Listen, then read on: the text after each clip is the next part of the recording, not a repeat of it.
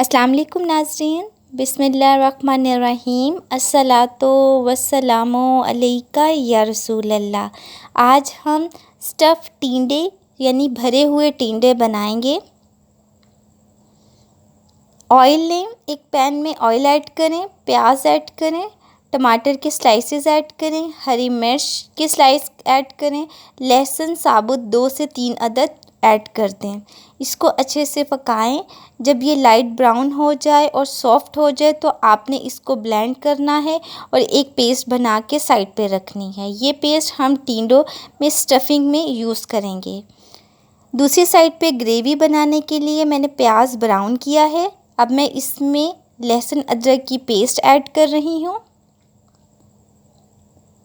इसको अच्छे से पकाएं। जब कलर लाइट ब्राउन हो जाए तो हम इसमें दूसरे स्पाइसेस ऐड करेंगे।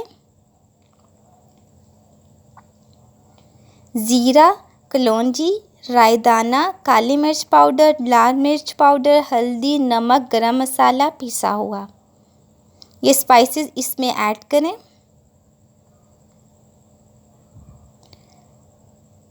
दो से 3 अदद टमाटर लें और इसकी पेस्ट बना लें।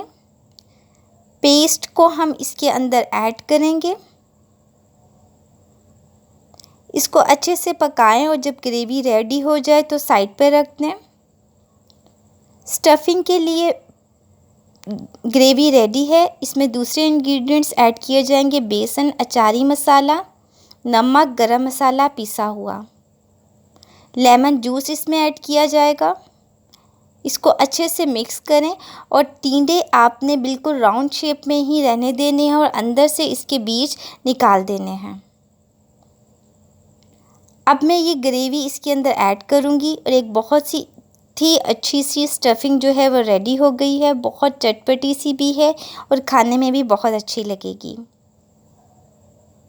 सारे टिंडे इसी तरह से आप स्टफ़ कर लें और जो ग्रेवी आपने रेडी की है वो उस ग्रेवी में आप इसको ऐड करें और इसको हल्की आंच पर पकने दें।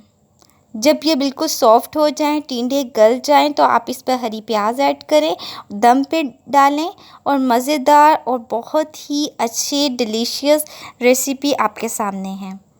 उम्मीद करती हूँ आपको मेरी ये रेसिपी बहुत अच्छी लगेगी। शुक्रिया, जज़ाकल्लाह।